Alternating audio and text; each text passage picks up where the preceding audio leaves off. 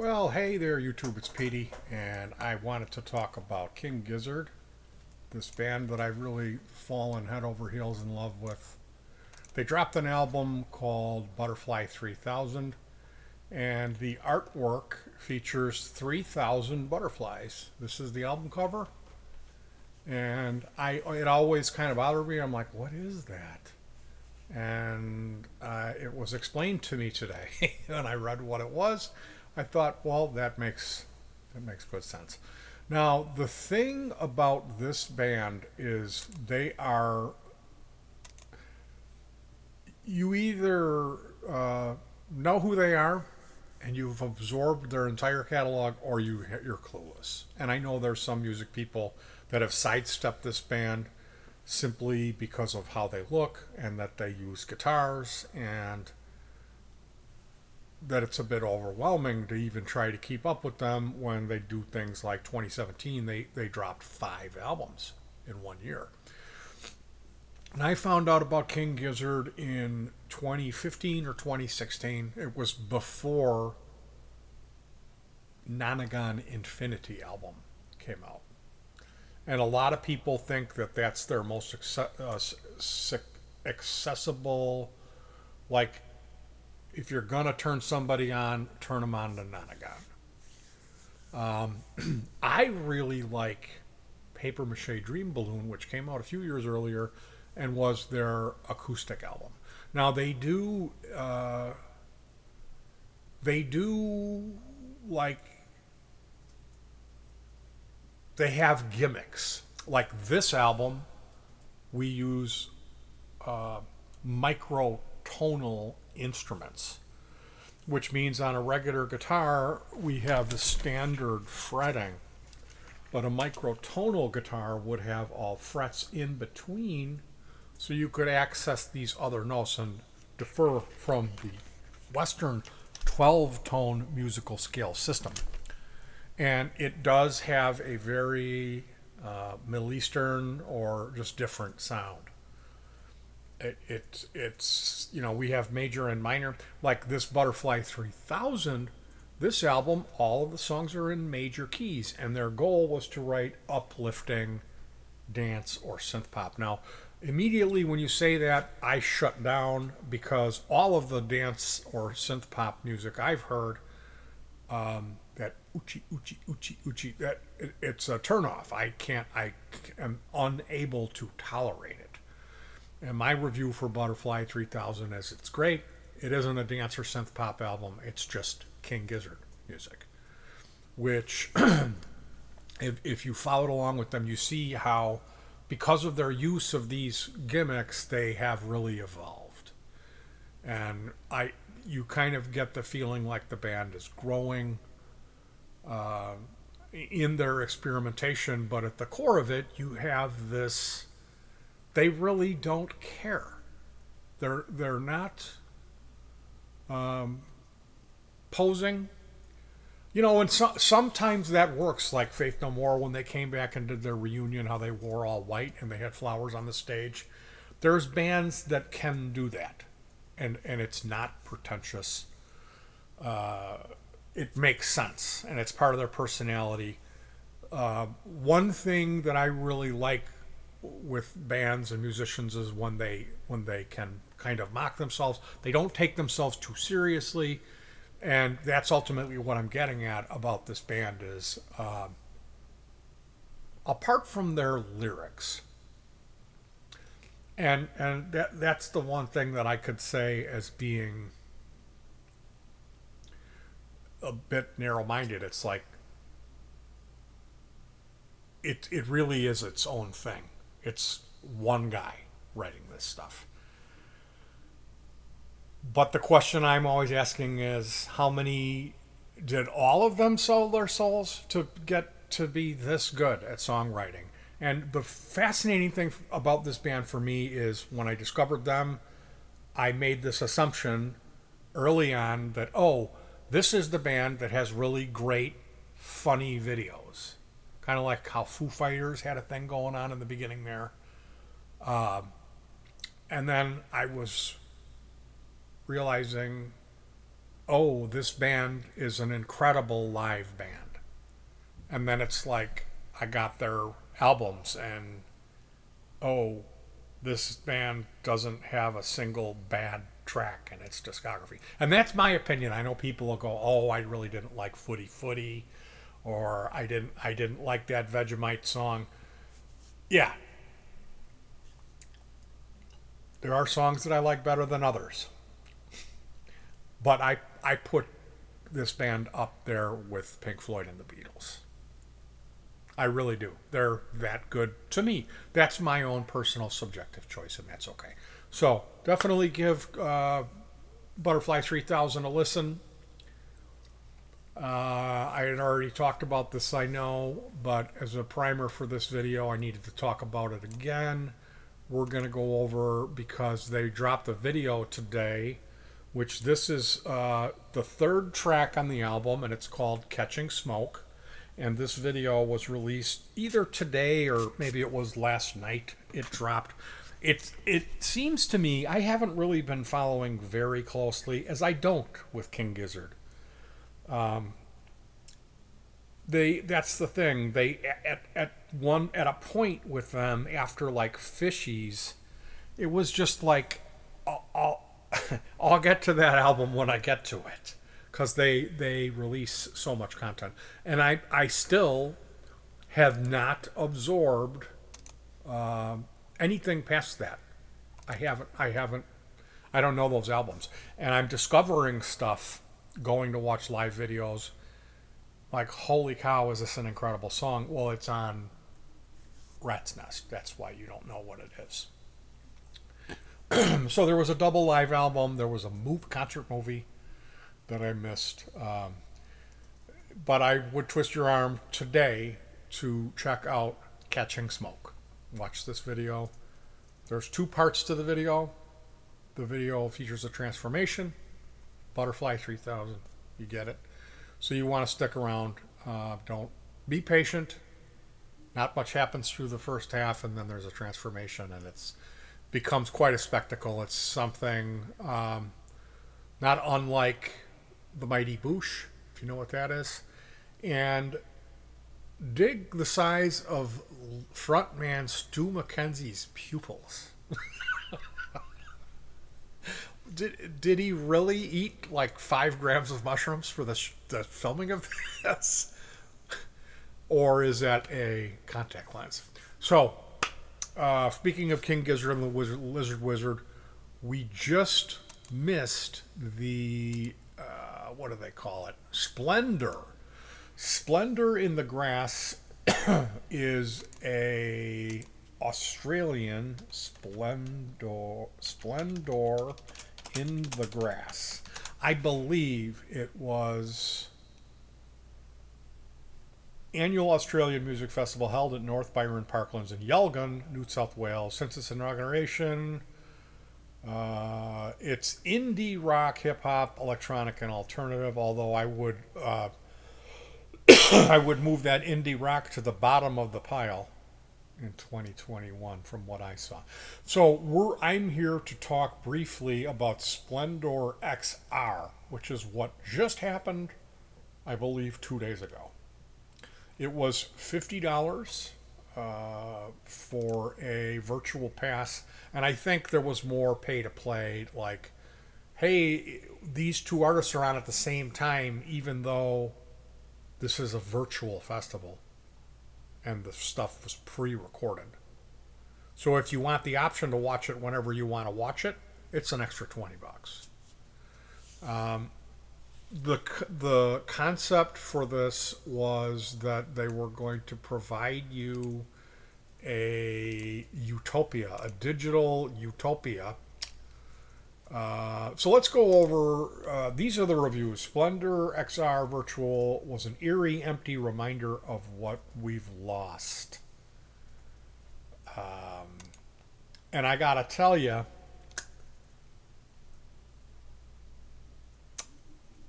we checked some of it out today,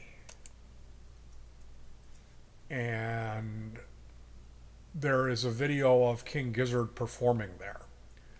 So you should don't take my word for it.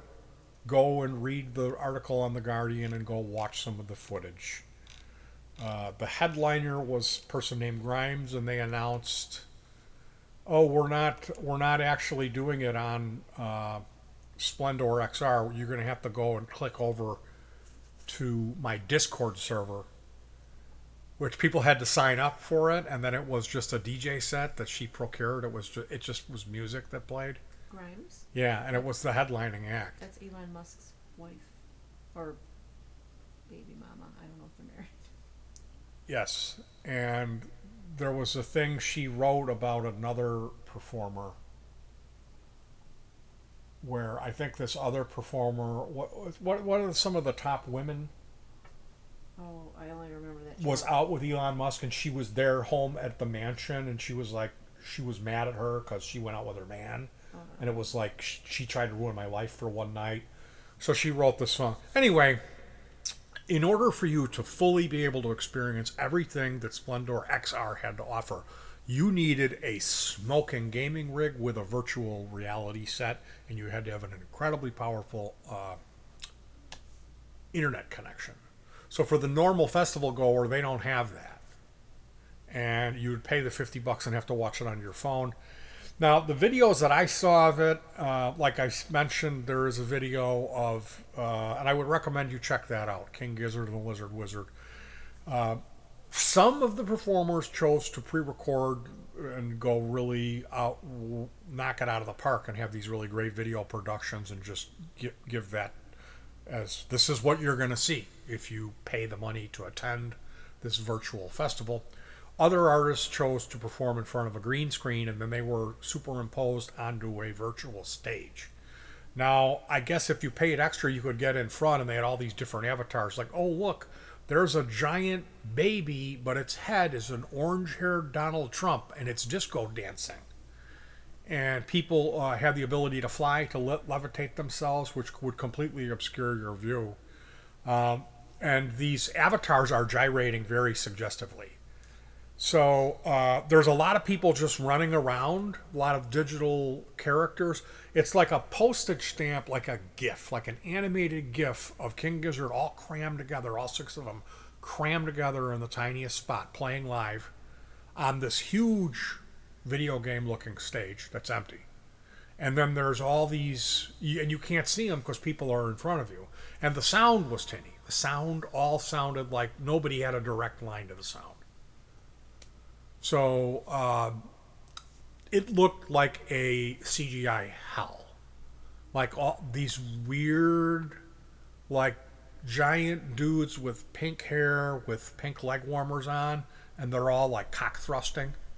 And then we heard some videos with audio, and everyone was making filthy jokes. Everyone, because these animated characters were kind of suggestive, everyone, like women were on there, and they're like, I want big cock. And it was like echoing because some digital echo, like with the cell phone grainy, their voice is bit crushed. And guys pretending to laugh at them. So it was a lot of people with their avatars holding up big fake phones. So they're on their phone in real life, and then their avatar's holding up a phone with a hand going to point to like shake your booty dance and like hit that, and then you would do that. So this this Splendor in the Grass thing, there's footage of it. One of the performers was a girl in like a cheerleader outfit or something like that, leg warmers. And it's an all hot pink background, and then here she is with a lot of light on her. So the image, like there was a huge outline around her, and she's all like doing all of this, and it was the saddest thing I've ever seen in my life. It was terrifying. It was repulsive to see these hypersexualized digital characters, like something, but it's got a duck head, trying to mate. Like it just, it screamed, this is wrong. I was traumatized by Splendour XR. I think that they put a lot of money into it. I know that they spent like a couple million up front just to try to get this together. And then they programmed it to have all these options, but it ended up, according to the people who participated in it and spent the $50, it was horrifically glitchy.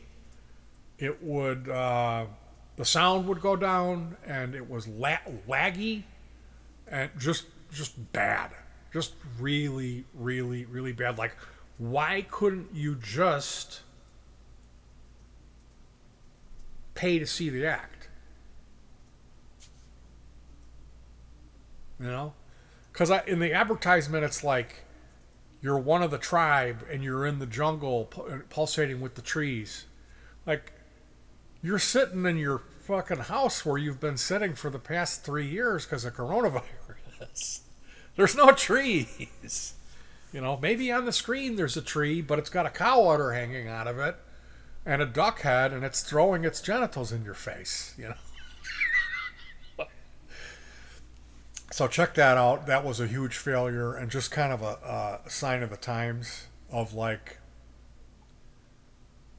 this is what happens when this technology gets in the hands of the people who ruin everything, the trend makers, you know, because I got news for you. The internet. I hate to sound like some elitist who's putting myself above you, okay? Because I signed up for the internet in '96, but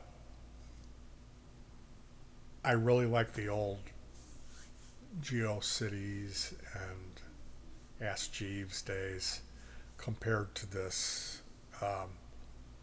Everybody has to comment generation. You know? Because what I saw that was going on when those people were laughing and making all their dirty jokes had nothing to do with the concert. It had nothing. You could remove the performance from this element and it wouldn't have mattered. So, that being said, if you like music and you miss seeing concerts every Saturday night, well, he stopped doing it so much. But Rob Fetters is a guy that we've been watching for free, although you should donate and support to him if you can afford it. ROBFETTERS. He's a guitarist. He's an honest musician that writes really uplifting music, but at the same time, really depressing music. But he's just a great artist. He's a great guitar player, and he's been streaming from his house where he stands in his. He calls it a studio, but it's just a room where you, at the angle that we're seeing it. And now he's added some amplifiers back there, as opposed to the guitars that were there in the first 3 seasons. But that's Saturday night at 9 p.m. EDT. The 4th season's getting wrapped up fairly soon. But you can go back and watch the old shows are up. They're archived on his YouTube. And that is a real simple thing. It's run by his son, who's kind of an IT guy, or not really, not professionally trained, but they've put together just a little team. They have another guy who's pro audio guy who's helped them out. So they put it together with a minimum of technology just on the basis of what would work. And they added stuffed animals on fishing line that come down and help pull the note out of them and read the note. They've got a disco ball that he hits on when he does a solo, and I'll tell you what, it's some of the best goddamn live music entertainment I've ever seen in my life. When he's on, it's incredible. And when he's not on, it's hilarious. So, that's my pick to click. That's my recommendation. That's Splendour XR. No comment on that. I hate to come on here and rag on stuff and just be like, I'm better than that, I know better. But when people are being charged money, then I feel it's my right to bitch about it. Because that's not cool. You know what I mean? That's not cool. If you're not quite there yet with the technology, and the technology in the world is not quite there yet for you to do this, meaning even if you had a smoking computer with a VR gaming rig, it's still lagged out and shit, you should never have done it. Okay? You never should have done that. And that's some bullshit. That's stealing, is what it is. So, yeah, shame on me for bringing it up. But in this day and age, buyer beware is my motto. Better safe than sorry. Anyway, you guys, take care of yourselves. Stay cool. Hi, Kita.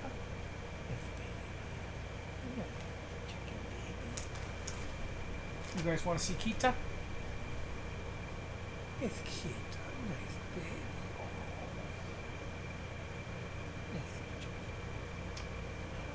Hi, baby. Very nice.